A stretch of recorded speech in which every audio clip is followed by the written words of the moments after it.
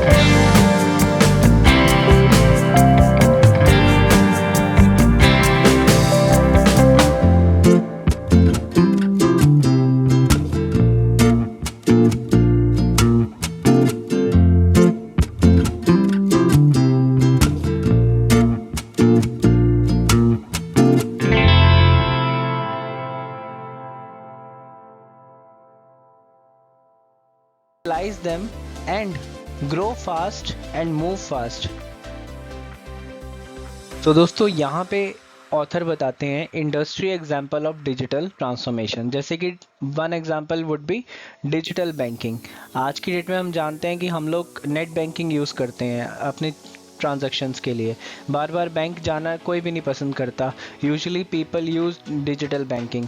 तो this is the example of digital infrastructure जो कि बैंकिंग सेक्टर ने अपने लिए बिल्ड किया है, जिसकी वजह से हम लोग ईजीली ट्रांजैक्शंस कर पाते हैं। That is the good example, और जिसकी वजह से कस्टमर एक्सपीरियंस भी बढ़ जाता है, टाइम भी सेव होता है कस्टमर का, और ट्रांजैक्शन जो है जल्दी और फास्ट पेस पे हो पाती हैं। उसके बाद एक एग्जांपल उन्होंने शेयर किया है कि कैसे टेलीकॉम इंडस्ट्री ने प्रोग्रेस किया है अपने डिजिटल इंफ्रास्ट्रक्चर में फ्रॉम 2G टू 5G। आज की डेट में 2G से 5G पे पहुंच गए हैं हम लोग, और उसका जितना बेनिफिट टेलीकॉम इंडस्ट्री नहीं उठा पाई, उससे ज़्यादा बेनिफिट उठाया है OTT प्लेटफॉर्म्स ने, जैसे कि नेटफ्लिक्स है, अमेज़ॉन प्राइम है।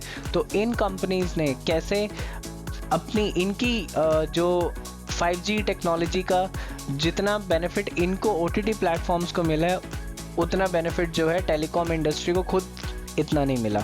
तो this is the some example of digital transformation which has been led by some of the industries.